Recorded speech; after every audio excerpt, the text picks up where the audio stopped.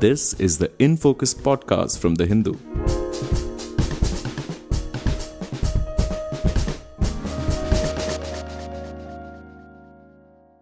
Hello, I'm Anupama Chandrasekaran, and this is In Focus. This week, India's Supreme Court issued one of its toughest rulings yet on the country's stray dog problem, ordering that all in the Delhi capital region be caught, sterilized, vaccinated, and moved into shelters within 8 weeks. The judges say this is the only way to end India's rabies crisis, the worst in the world, which kills an estimated 20,000 people a year. Once symptoms appear, there's no cure for rabies. The virus attacks the brain, makes it painful to swallow, even to drink water, and almost always ends in death. We've all seen the videos: school children chased, delivery riders pulled off bikes, the elderly knocked to the ground. In some neighborhoods, people carry sticks just to walk to the shop. But animal welfare groups warn that removing every street dog could make things worse. And that's sparked some big questions. Is it even possible to round up and shelter that many animals? Is it humane? And what happens when the law collides with the emotional bonds people have with the dogs outside their doors? Our guest today is Dr. Vanak, a senior ecologist at A-Tree, the Ashoka Trust for Research in Ecology and the Environment in Bengaluru. He spent years studying human-dog conflict, rabies, and the policies meant to address them. Welcome, Abhi. Thank you, Anupama. It's a pleasure to be on your show. Abhi, could you just tell us how you actually got interested in studying stray dogs and its impact on humans and wildlife? How did this come about? It started sometime in 2003, 2004 when I was doing field work for my PhD thesis, which was at that time primarily on looking at how mesocarnivores and native carnivores in India use the landscape. So I was putting up some camera traps there, and then I started realizing that we were getting dogs appear in the camera traps far more often than any other wild species. So that's when I decided to also include the dogs as part of that mesocarnivore, of that carnivore community, to understand what impact dogs will have on native mesocarnivores. And we found that they could be deleterious to wildlife along multiple different ways, including as predators, as competitors, and as a way of spreading disease to things like foxes and jackals, and even to big cats. So that's how my interest in the ecology of dogs started. And then a little bit later, I also started looking at how they spread rabies.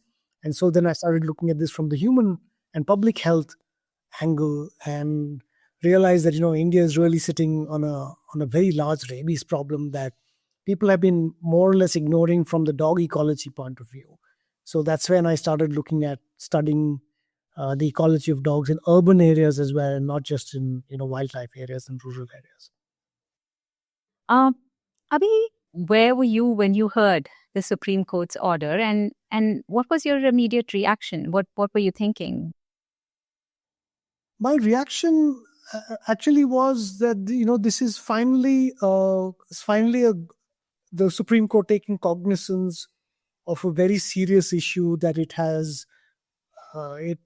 hasn't taken as seriously as it should over the years. We've been me and my colleagues have almost for the past 10-15 years really been trying to influence this policy in some way so that we can change it. The issue of stray dogs in India has really been a great example of a completely science-free policy, and policy that's bad in almost every way possible, and even goes against established rules, laws, and even the Constitution of India. So in some ways, I was actually happy to hear that the Supreme Court had passed this very strong directive to the National Capital Region, or basically the Delhi government and the government surrounding it, to remove all dogs. Now, how practicable this is remains to be seen, but at least I think this is a step in the right direction. And when you are talking about it not being science backed, or that it being a big issue that has not been dealt with severely, are you referring to the rabies problem in India? Could you just expand a little bit on the problem as you mention it? So the problem with having very large populations of free-ranging dogs in the streets is manifold. Rabies is certainly one of the issues, and it's a big issue. India leads in the number of rabies deaths worldwide. Even though the number of reported cases, or even the ones that are reported in Parliament, seem low, the fact is that a lot of rabies cases go unreported or undiagnosed. And it invariably affects rural people, or affects people in rural areas a lot more than it affects urbanites. Again, disproportionately poorer people than people from high income brackets. So rabies has sort of not been taken as seriously as it should have. Now, rabies is not the only concern. Dogs can spread a whole range of other diseases. Dogs are also responsible for direct attacks on people. Uh, you know, Even non-rabid dogs can bite, can attack children. They have killed children. They've killed adults. Just a few couple of weeks ago, I think a 70-year-old man was killed in my neighborhood in Bangalore. Every day you hear instances of kids being severely mauled. Somebody is bitten every 2 minutes somewhere in India. So these are all very alarming statistics. In addition to that, dogs are a really serious threat to other wildlife, or to other animals in general. Dogs, large packs of dogs, kill hundreds of livestock every month. They kill hundreds of wildlife or harass wildlife every day. So it's a concern from multiple different lenses or different aspects of it. So there was no good reason for us to ever have had such high numbers of dogs unsupervised on the road with no ownership, no responsibility. And this problem can be squarely blamed on the animal birth control rules that were passed in 2002 by the Ministry of Culture, that was then headed by Maneka Gandhi. And subsequently, it's really caused a very perverse sort of animal welfare or animal rights philosophy in India that is uh, against animal welfare in general. And it's sort of, spawned this weird subculture, almost cult-like. And so this is something that hopefully with this Supreme Court order, we can start seeing an end to this almost madness, I'll call it.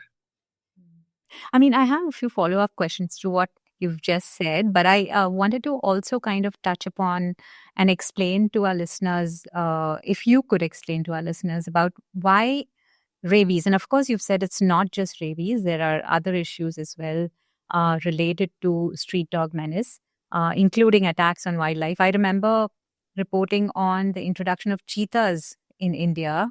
And one of the issues there that were brought up was the prevalence of a huge stray dog population, which was probably harming these efforts. But coming back to rabies, could you explain why it's such a uniquely dangerous disease? So rabies is the really interesting disease caused by the rabies virus. It's a this is an ancient disease. It's been, in fact, it's reported even in the Shushruta Samhita, which is known as the written by Sage Shushrut, one of the oldest texts on medicine. There's a cure written there, but even there that mentions that once it sets in, then there's very little that can be done. But basically, rabies virus is unique in that it doesn't circulate in the bloodstream. If you're bitten by a rabid animal, the saliva enters into the bloodstream, and then it goes into soon moves into the central nervous system. And once it enters the central nervous system, once it enters the peripheral nervous system, goes into your CNS, then there is nothing you can do.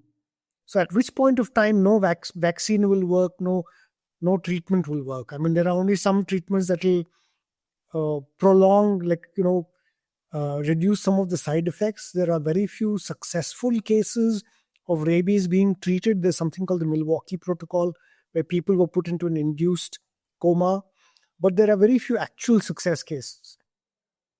And so therefore it's almost 100% fatal, almost, barely negligible survival rate. And therefore it's also very feared because of this. The number of, if you think of it in terms of a public health concern, it's actually not that bad in terms of overall mortality. There are a lot more things that kill people than rabies do, but the fear of rabies is very high, and the public health concern of rabies is high because the exposure to potentially rabid animals is very high in India. So the cost, the if somebody gets bitten, you have to then go and get vaccinated. You have to also receive something called immunoglobulin, which is in very short supply, and it's very expensive if you get it from non-government. If you go to like a private clinic or something, then it's quite expensive. So there's a lot of costs associated with having been exposed to a potentially rabid dog, including loss of, for rural people in rural areas, it would result in a loss of work days. They'll have to go to a clinic or something like that. So overall, it's a public health concern. It's always been the case. And there's a lot of fear of rabies in general. Mm-hmm. I want to go back to two things that you spoke about earlier. One was you were talking about the animal birth control rules, right, in the early 2000s, driven by Maneka Gandhi's advocacy. And the other bit that you'd spoken about was about, this perverse animal rights philosophy. Could you explain a little bit more what was the animal birth control rule? What did it actually change? And also, when you're talking about these animal rights philosophy that is coming about in neighborhoods, people who are feeding dogs, what is it that you're trying to communicate here? The animal birth control rules used a philosophy. Basically, it used a method called CNVR. So capture, neuter, vaccinate, release. Okay, or CNR, just capture, neuter, release, depending on what your objective was. The idea was that if you prevent births, which is what the neutering would result in, then over time the population would go down. Now, in theory, this sounds like a good idea. It's touted as a humane way of reducing dog populations. But in practice, what happens is that it ignores basic ecology. It ignores the biology of dogs. And it ignores also a lot of practical issues with trying to neuter such large numbers of animals. See, we are not, ABC in a best case scenario works in a closed population. So where there's no new births, or where there's no new dogs coming in from outside. But as you know, all of our cities and rural areas, they're all one contiguous landscape. So even if you did very, very, very high volume of ABC in a city, say Bangalore. Bangalore, estimated to have about 5 to 6 lakh dogs. So even if you said they had 4 lakh dogs, you would need to sterilize something like 90% of this population within a very short period of time. Okay. To then see a reduction in population over the next 10 to 12 years. Now you assume that over this 10 to 12 years, there'll be no new dogs coming into this landscape. Now, this is completely impractical, and it won't work. It won't work for several reasons. One, you don't have the capacity to neuter so many dogs all at once. At the most, you can, hope to neuter 60, 70,000 dogs a year. Even in the best case scenario, say you did, really amped up your infrastructure. You had dog catching vans everywhere. You were able to go and catch every dog that was there. And you managed to do 1 lakh dogs a year. You still not be reaching that target. So while you caught those 1 lakh dogs, you still have another, 1 lakh. So let's say, you managed to, over 4 years, you managed to neuter about, from a population of 4 lakh dogs, you managed to neuter about 2 lakh. You still have another 2 lakh that are still reproduced. And those other 2 lakh dogs are still there. let's start. This is only to reduce population. This has got nothing to do with rabies at the moment. Okay? Rabies still requires you to vaccinate them, and it requires you to catch them annually and vaccinate them. And for that, you need to capture about 70% of the dog population to maintain what's called herd immunity.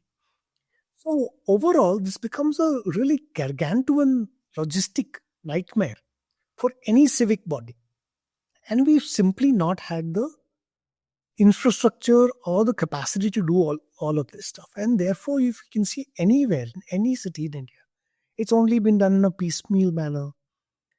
You've always seen, like you were mentioning, in your neighborhood in South Chennai, populations have been going up, even though Chennai has been saying that we have been very successful at ABC.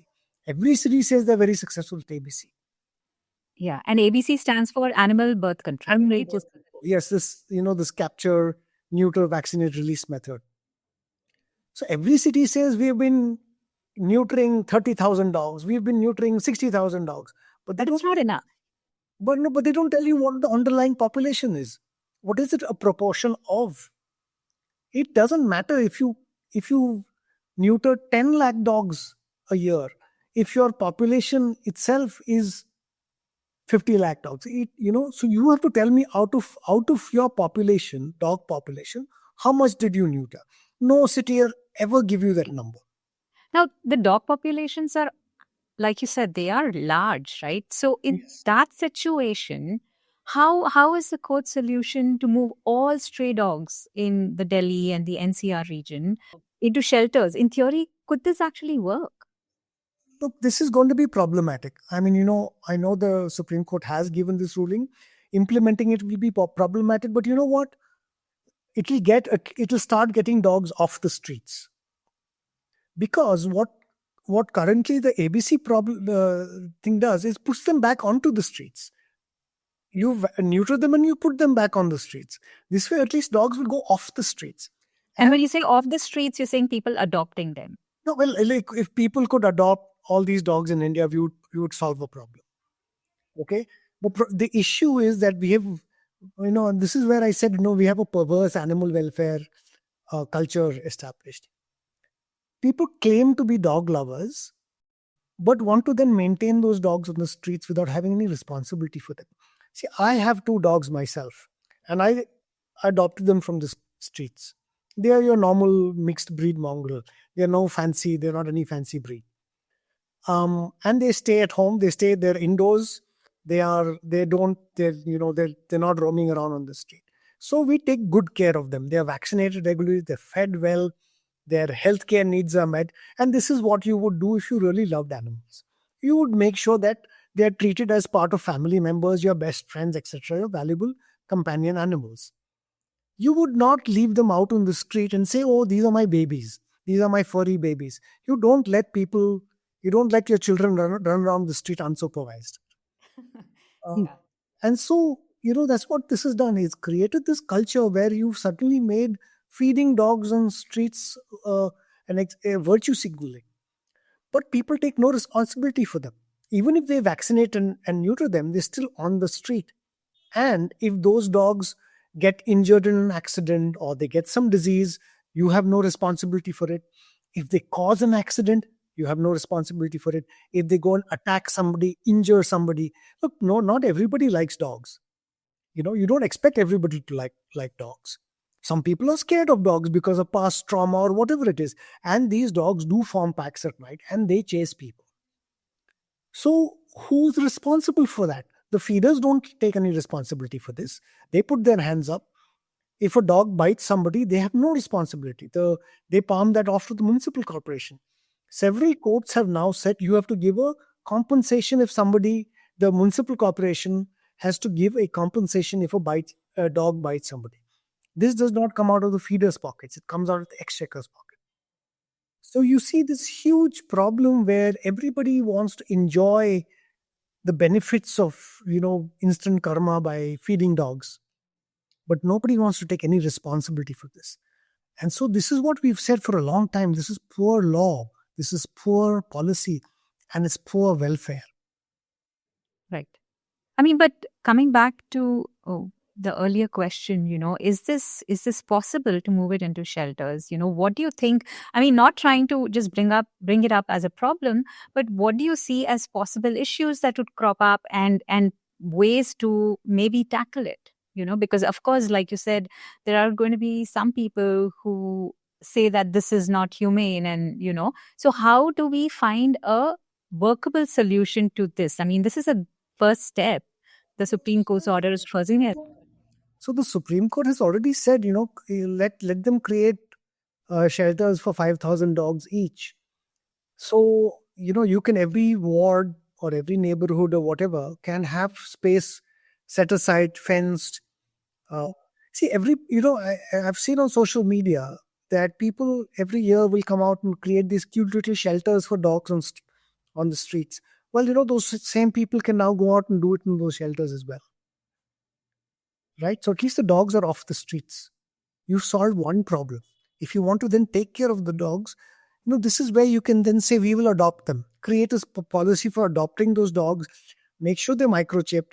Make sure the owner of those dogs is identified. And under the Prevention of Cruelty to Animals Act, and that policy also needs to be established, where if anybody allows their dog to roam on the streets without superstition, they should get fined heavily, and that dog should be caught and impounded. Right. Okay. So these changes need to come about. Yeah. Do you think there is going to be a kind of a snowball effect in other cities of India? I think it should happen, because absolutely, in fact, I expect it to happen. It should happen. People are tired of this. People are being harassed by feeders every single day. Feeders will claim that they are being harassed, but the fact is that a lot of people who feed dogs don't even live in that residential area. They come from somewhere else with cars full of food to feed dogs. So all of this business of feeding dogs should stop. And let it's a local issue. Let me give another example of this. Why are we giving dogs? Why are dogs getting more rights than any other animal in this country?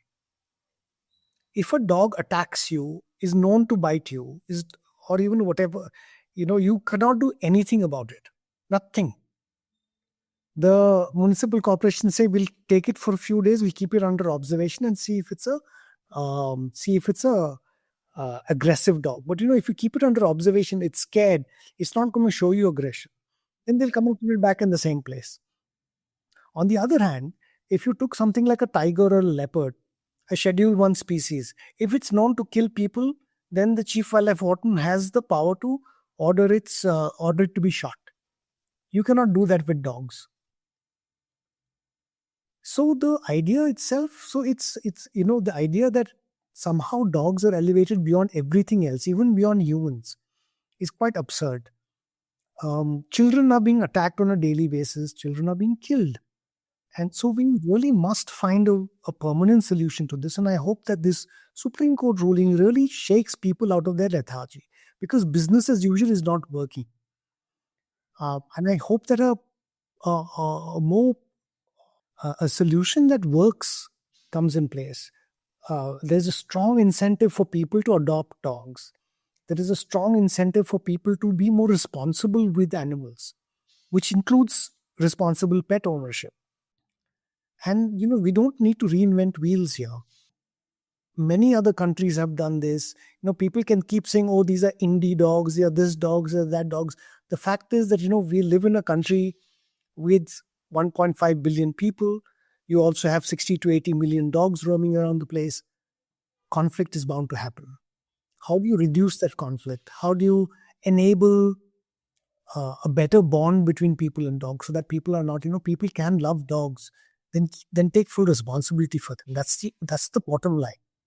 I mean, you did mention that there are examples elsewhere in the world. Have there been examples of a more realistic, humane, and long-term vision for managing? It's happened in many countries. See, many countries dealt with this.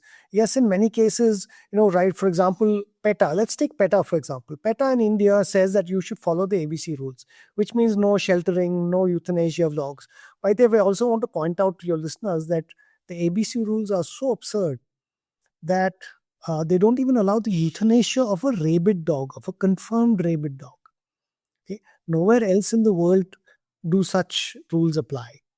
Just letting you know how poorly framed these rules were. The examples you were going to give, because that will be useful to have. So many other countries have done this over time. They have, they have implemented strict pet ownership rules, made sure that dogs don't roam anywhere outside without supervision. If there are any unknown dogs on the streets, they've taken them into shelters. If they have not been adopted within a specific period of time, they've been humanely euthanized. Now, all of these countries, though, one big difference, they've had nowhere near the scale of the problem that India does. And that's because we've allowed this problem to become so bad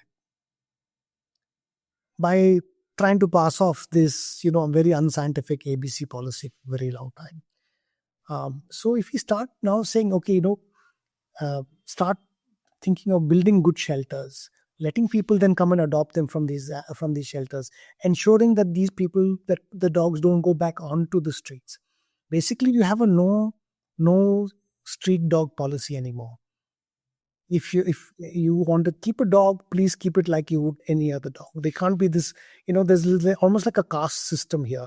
People keep their pedigree dogs at home, and then they'll keep a bunch of dogs outside that they feed regularly. This is also absurd. So I hope some sense comes out of this, that shakes people out of their business as usual lethargy. And I was just looking up some of the countries that you said that, there are countries around the world that have implemented. And I think Netherlands, Germany, Singapore, they all have a strict no strays policy, and very strict pet ownership laws that you're saying, and spay and neuter programs. But I think one of the interesting and important things they do is that they use licensing fees to actually fund shelters for some of these stray dogs, So there are models out there that we can definitely kind of look at. And I hope this works to a certain degree, because there is definitely a huge problem that seems to be growing, like you said, and it's not quite practical also based on the populations that are right now there, that to actually allow for the animal birth control programs to be implemented successfully, right? Any last words from you about how you hope this is going to play out, and what people need to understand about why this should be implemented? So I think that this, like I said, this should be a real wake-up call for everyone, and try and find ways of really ensuring that we come up with a better policy. We do better by the animals that we claim to love. So I'm really hoping that we'll use this to sort of jolt us out of our complacence, and also sort of dismantle some of this lobby that has emerged, this keep dogs in the streets lobby, which will then allow municipal authorities to do their job. Their job is to ensure the safety of the human inhabitants of the city first and foremost, and ensure a safe environment and a regulated environment for you to even have your pets, and be responsible for them in a manner that benefits everybody. Currently, it only benefits a small section of people, not everybody else. Thank you very much, Abhi. I really appreciate you explaining this in so much detail to us, and look forward to having you back if there's any more developments on this topic. Thank you very much. My pleasure to speak. In Focus will be back soon with analysis of the biggest news issues. In the meantime, you can find our podcast on Spotify, Apple Podcasts, Stitcher, and other platforms. Just search for In Focus by The Hindu. We'll see you soon.